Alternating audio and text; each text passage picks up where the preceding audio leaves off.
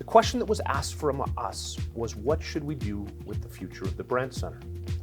We believe that we have answered that question for our owners and City Council. The Brandt Centre should be repurposed for either sport and recreational or agricultural use, and the Board of Directors at REAL should manage that plan. The Brandt Centre redevelopment should occur concurrently with the construction and commissioning of a new mid-sized multi-purpose event centre in our downtown, with the secondary option being the continued redevelopment of that project here at REAL.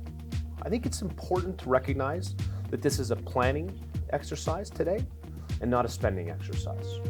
We're not going forward to City Council saying, hey, you have to spend $120 million on a new event center. We're going forward saying, you asked us what the future of the Brandt Centre looks like.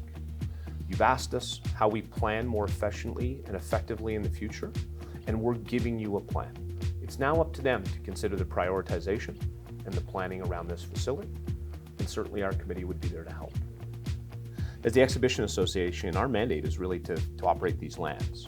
And so in some ways, we as the Exhibition Association would be giving up something quite considerable on this, but we do feel that from a greater city perspective, which is how Council asked us to approach, this is the best recommendation. First one is incremental tax getting.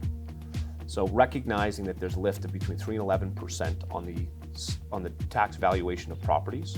Simply, if you put this in the most dense location, the private investment, the net yield for the taxpayer and ultimately the community will be highest if you put it in a high dense location.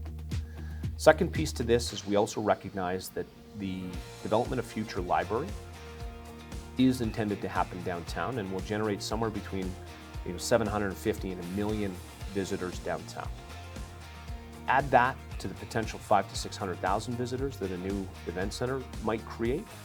We think that those two projects have a transformational impact on the future of our downtown. And then the last piece to it is we also believe it's likely the location where we have the best ability to build a true entertainment district in the heart of our city. 70% of the weighting on this decision was based on a transformational project for our city and the long-term financial viability, not just of this building, but of the impact that this building could have on incremental tax lift and the economics of our community. But ultimately, this building should program 100 days a year. It should continue to have a WHL tenant. It should chase a lacrosse tenant and a CBL tenant.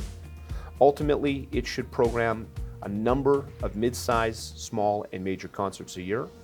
It should host at least one, if not two, major annual events, a Briar, Skate Canada, those type of things. It should host a national major tournament of some form. And ultimately, we believe this facility should generate between $1.8 million and $2 million in earnings. In contrast, the Brandt Centre today generates between $800,000 and $900,000 in annual earnings. Simply put, this is a bigger venue with better seating options, better food and beverage opportunities. It will drive a better financial performance.